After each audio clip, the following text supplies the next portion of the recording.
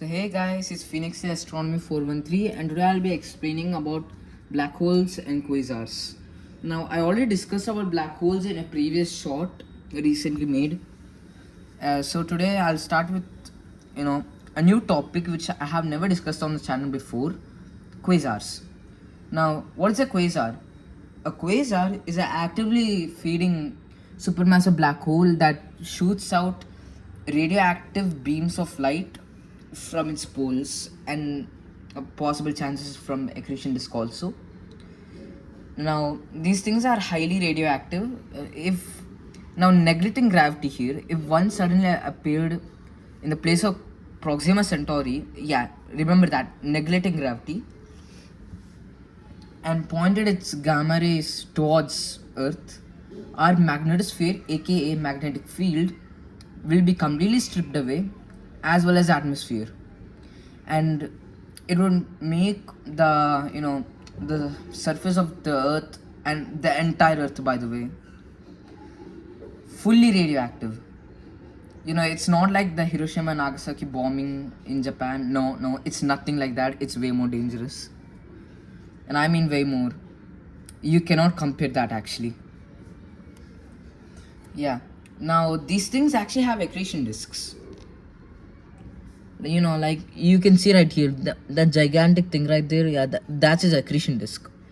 It's superheated gas, because these, like, about black holes, they suck everything around them.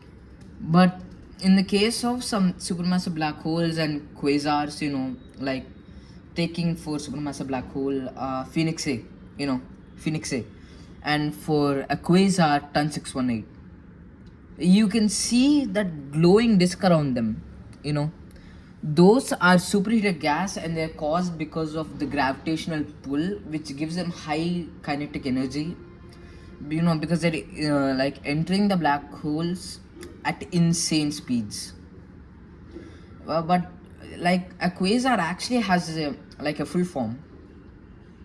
A quasar is actually an acronym. The full form of a quasar is quasi-stellar radio source. Now these things were discovered all the way back in the 1960s, and scientists were like, what the hell is going on? They completely defied physics, and they still do, because these things are black holes anyway. Now coming to like supermassive black holes, these things are like enormous. If we placed Phoenix A, again neglecting gravity, in the Oort cloud, it would cover the entire sky. That's how gigantic these things are. And the Oort cloud, that thing is billions of kilometers away, like right at the edge of our solar system. And if we compare, like the centers of Ton 618, Phoenix A, our entire solar system would fit in there. These things are gargantuans. Now again, like, you can see that there, it's called a planet. I no spelling mistakes here. It is actually called a planet. It's a classification of planet. These things orbit around black holes, so that's why they're called planets. But the interesting part right here is they're not like regular planets. These things, like, about black holes, they distort space and time. And because time is included there, so that means if you were on Earth currently, now imagine it is 8 o'clock in the morning. Imagine on a planet, it would be like it really depends on how much close it is the supermassive black hole, like to any black hole actually. I think it should be supermassive black holes, because these things are extremely dangerous right there. So if this thing was so close to the supermassive black hole, but still in orbit, It could be like around 6. No, it could even be like some 3 o'clock in the morning. And like these things distort time around with it so much. And I mean so much. Like you can be literally missing hours. One example is the Miller's Platter from Interstellar, that movie, where 1 second lasts, like, no, not 1 second, like 1 hour lasts 7 years back on Earth. That ain't, fiction. That's actually real physics, right there. Yeah. Now we like this is a singularity right there. Like right at the center of a black hole is a singularity. We have no clue how it looks like, how we don't know how it looks like, how much dense it is. We have no idea how it is.